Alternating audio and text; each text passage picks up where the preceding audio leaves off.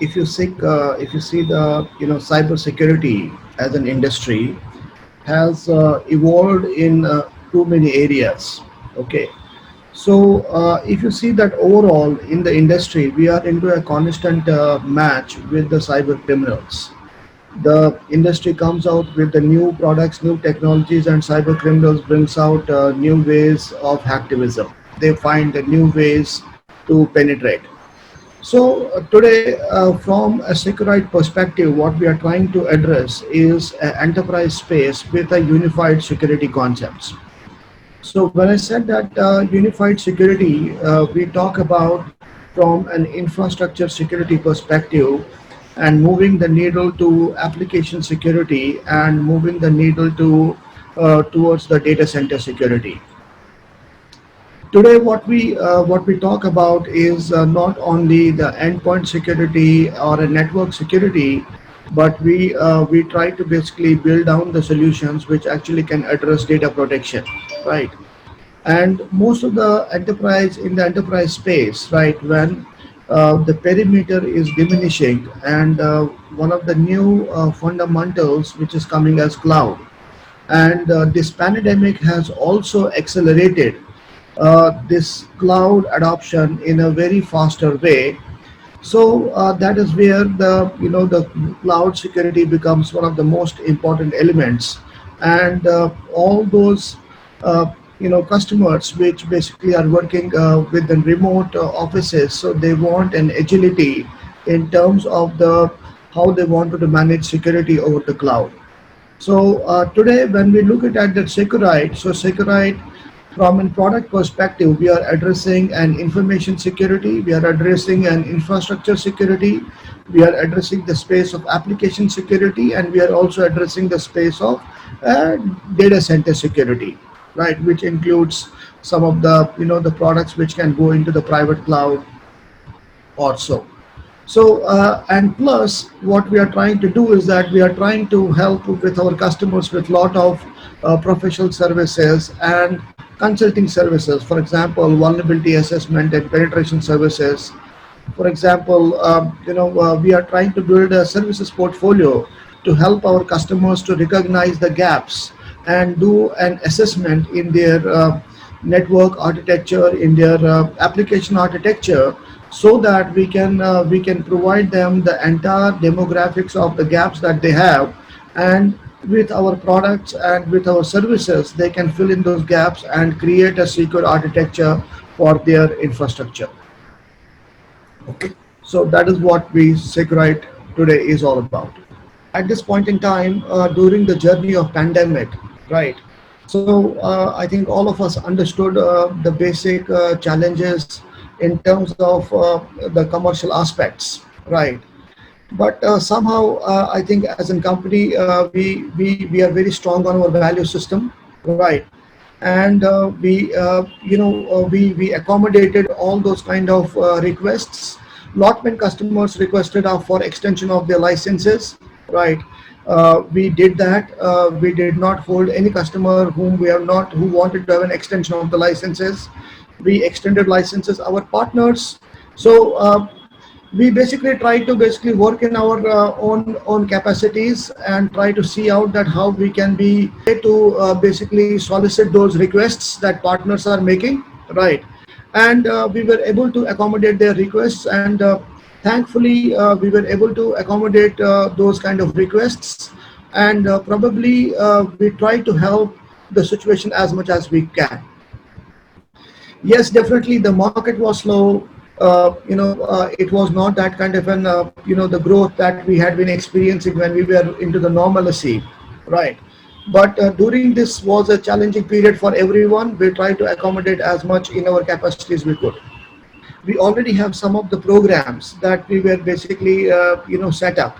Okay, for the partners. So we have our own programs which are basically the channel-led programs, which are highly motivating in terms of financial ease towards the partners, right? And the second was like when we it was a delayed payment. Normally, when you have a credit period with the partners, we did not stick to the rule of thumb for that credit period, right? We opened the credit to the partners for a longer period, so that they can transact with the customers, right? And they can basically, their business should not go down. Okay. And the cash flow, we delayed the process of cash flows, means whatever he had to pay in June, he got his payment by July, so he paid us in July. Okay. So we try to basically go by the cycles that the partner was comfortable in, right? And plus also we try to basically settle down, we try to build in some SPIF programs for customers. We try to build in some kind of an incentive programs for customers and partners, right? That could have accelerated some of the growth, right, out of the market. And that growth helped the partner in a way to capitalize more. Okay. And most importantly, I think one of the key value that we actually bought our partners today, our partners did not find us out of the space kind of a bracket. What does that mean? That means when the pandemic happens and you are not, and your products or your offerings are not in agile to the current situation, or they're not getting in terms of what current market demands are, then it is a big problem for the partner. But thankfully, the way our solutions are designed, the way our offerings were innovative, right, it actually helped the partner to be in the space of business. Means, he was doing some level of transactions with those customers, so it was not like his transactions was totally hold up. Yes, the growth was lesser, the numbers was not that big, but then he was in some kind of a motion, selling motion.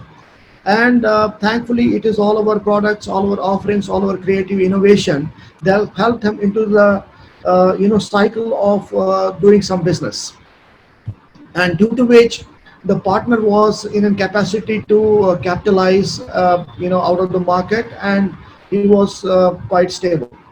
The way we are rightly currently designed, we have platinum partners and we have gold partners, right? So and then we have some of the silver partners. And the way we have structured and we have designed is that the platinum partners are the ones, right, which are the billing partners to us, and then probably they do a large scale of business. And then the gold partners are also the ones which basically work with in different segments of the market. And then but those the billing volume is lesser. And then the silver ones are the ones which are basically also which are operating into the white space. Okay. So we fundamentally focus on platinum and gold more, because that is where our whole rebate programs are going in. So when it comes to the channel programs, we have various levels of programs, and we keep on changing the programs, right, depending on that how the market is driven by, and depending on that what new innovation we try to bring into those programs. But overall, just to tell you that we try to basically bring our incentive scheme in three directions. The first direction is that we wanted to reward the organizations for the great job they are doing being with us, right? And we try to basically work with those partners in raising the competency skills. We try to basically build a high level of competency with them, so that they are much more effective in positioning the solutions and servicing the customers. Because ultimately our aim is that how can we create a value to our customers. So to create a value to our customers, we are doing a lot of value addition to our partners. From the training perspective, we train them on products, we train them on selling techniques, we train them on ethics and compliances, right? So as that the partner ecosystem becomes a much more robust ecosystem, and follows a compliance, follows an ethical practice, which basically customers like. Okay. That's one. The second point is that we try to reward. We have some reward and recognition programs for partners, not only for the partner organizations, but we have rewards and recognition programs for their even sales reps. The sales reps who goes out to the market, they're also rewarded for the best in excellence of the job that they bring in. Okay. So we work very closely with our partners. Our partners are our extended arms. We work with them, and we try to build a 2-point agenda with them. The one point agenda is that how to build a competency scale with those partners so that they can ultimately service the customers in a better way, right? And the second point is that how can we recognize and reward the partner organizations as well as their salespeople who basically are the part and parcel of our extended virtual teams. We are a highly partner and customer centric organization. Okay. And when the lockdown mode started, right, I think the first thing that came to our mind is basically how to keep our support active, right? The first thing that our IT, internal corporate IT, worked on, that how to basically enforce and ensure that how everyone, how our toll frees are not getting impacted, our toll frees are working down the line, and they impacted that all of our engineers via web and chat are all there, right? Whosoever, whatever the infrastructure we needed to give to the people to work from their home, we immediately made those investments, and we made that shift. And the good part was, I think that shift that we made for our support was in less than 2 to 3 days. We ensured that all our support guys is up and working from home. So whatever investments we need to do, we made a quick investments. We ensured everything is there, and people have their internet connections. People have their, people have access. People have access to critical servers.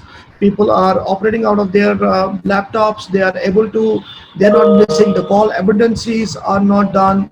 We are not missing any customer requests.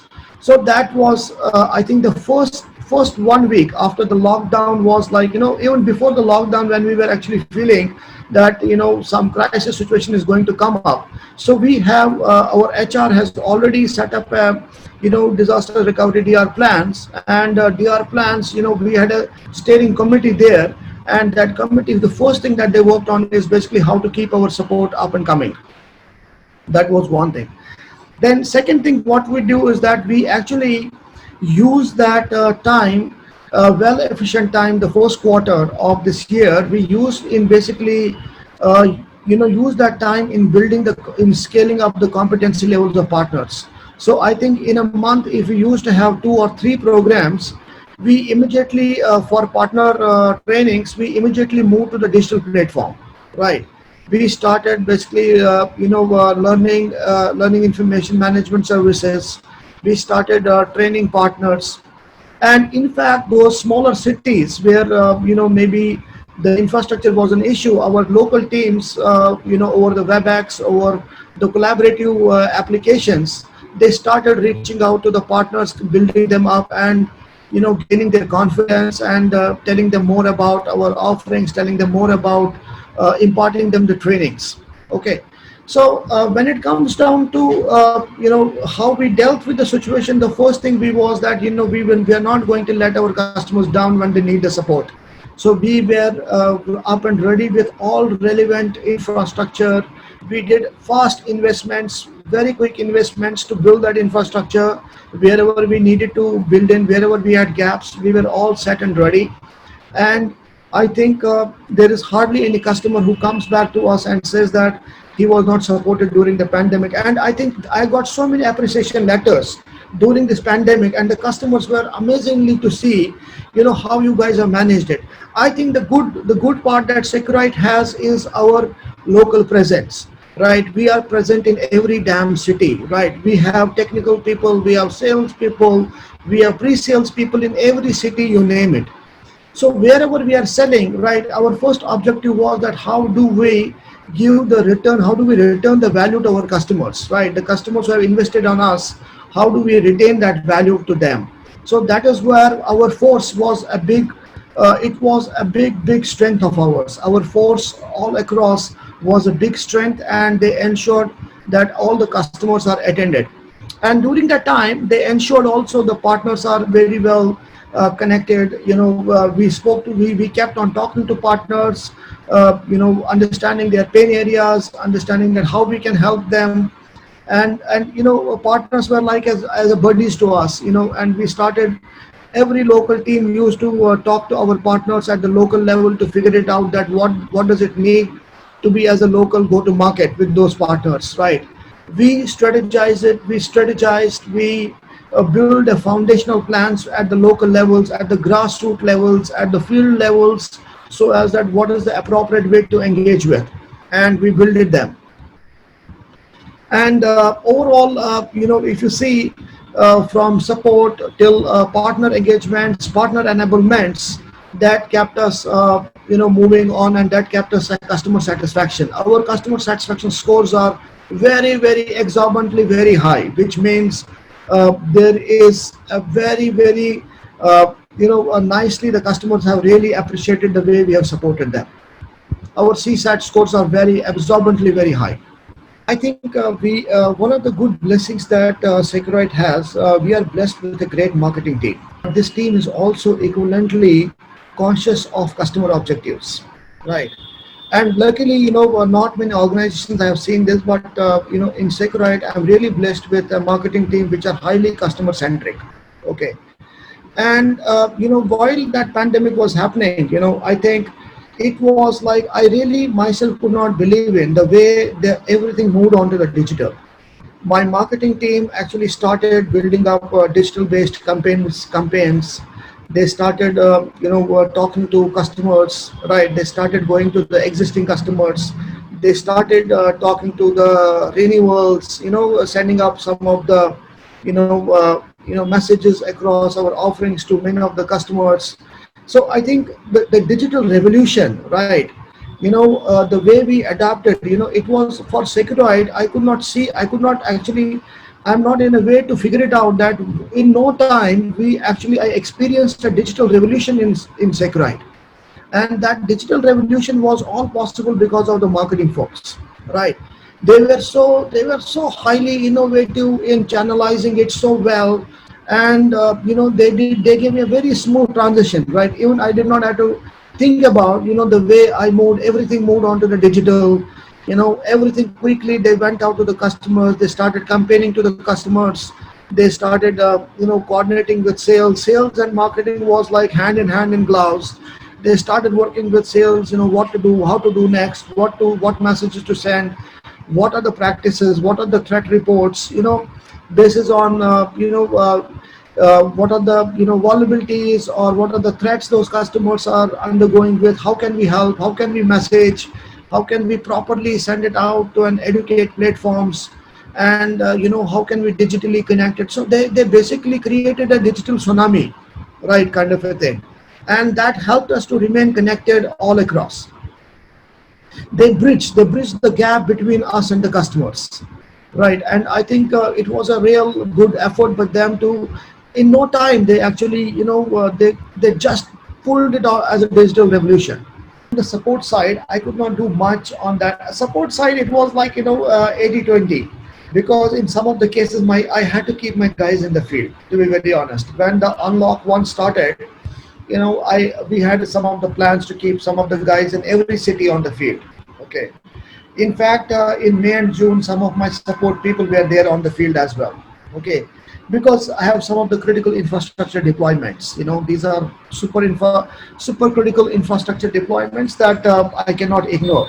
They are these are the deployments from which are important from the national security perspective as well. Okay, so I had to have a plan to keep some of the people on the field as well. And then when we had a critical infrastructure, I needed a face there. And for that we had a very thin team, kept it out there. We worked very hard as per the guidelines. We worked as per the guidelines so as that the customers are not spotted on. But yes, it was a for from the sales closing perspective, it was a very big cultural shock to both of us, because we also are hellbound to sit in front of the customer, right? And it was like difficult. It was a difficult situation for both of us, for customer, for us as well. But somehow I think this pandemic taught us that it actually created the need of the hour, right? It actually taught us that digitally you can actually accomplish everything that you want, provided, like, when it is a common saying that when there is a will there is a way. So I think this pandemic brought in that concept of having a will to find a way. you know and that's where we went on, and we even some of the negotiations I do even last week, right? And customer was, no, we're not closing it. When can we meet it? But then he himself understands that today meetings are like very less customers are allowing people to come in the infrastructure, and also customers are also working at 20%, 30% of occupancy, right? So when those are also working at 20, 30% of occupancy, so probably, but then some large deals, yes, it becomes you have to go and show a face. But mostly, people have now learned that art of negotiating on the web.